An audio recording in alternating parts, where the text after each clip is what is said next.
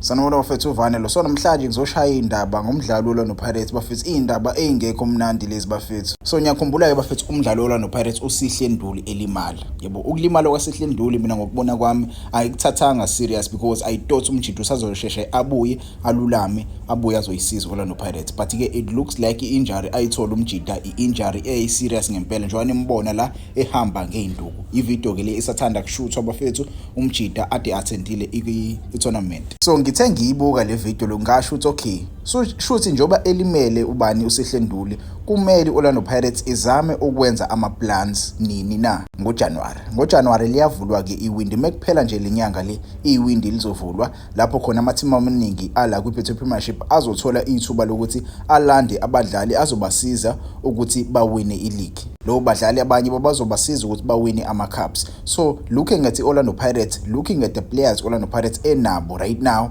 umdlali odlala lapha eCDM ubani uMakehleni Makhawula. uMakehleni Makhawula umdlali lo usathana kubuya kwi-injury on a long injury naye yabo. Besathana kubuya nje kwi-injury ende kanje uMakehleni Makhawula naye akakabi that fit yabo, akakabi that fit ukumbona emethola i-game time yabo. Uyakwazi ukudlala umjito but uyabona ukuthi yabo maybe usadinga yabo ukuthola leyo game time ezombuyisa kuLuMakehleni Makhawula lo simaziyo. But ke looking at i-transfer window there are many CDMs Orlando Pirates engakwazi ukuthi iwalanda because umjita usalimele kwamanje. I know ngiyazi ahlala isikhathi eside yabo. I just hope ngiyazi ahlala isikhathi eside because umdlali mase zohamba ngeinduku kanje ngempela uyayicabanga ukuthi maybe mhlambe ngoMarch mhlawumbe sekuyophela uMarch lapho khona sizombona khona ebuya ubani uSihle Nduli. But ke I hope izosheshe ilulame indoda because ngiyambona phela uMakehleni Makhawula. Let's say uMakehleni Makhawula uyathinteka right now ubani iCDM esizodlala ngayo.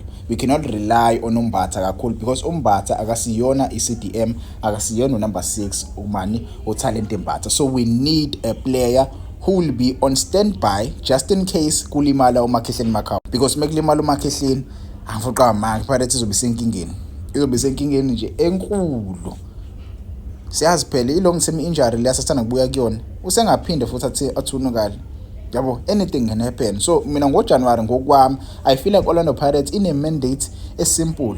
NgoJanuary kumele siyothola i-replacement kaMbokazi, sithole futhi umdlali ozodlala as a CDM ozoba i-backup CDM yabo. Maningi ke ama-CDM esingawabheka la kwiBetway Premiership. Inkinga ke imali yabo. I know Orlando Pirates inayo imali ingabe kodwa sisangakwazi nosikhiphe imali for i-CDM. Asazi ke bafethu wena ungangitshela ama-comments, do you think iPirates iyayidinga yini i-CDM ezoba nje ezodlala just for the time being yabo?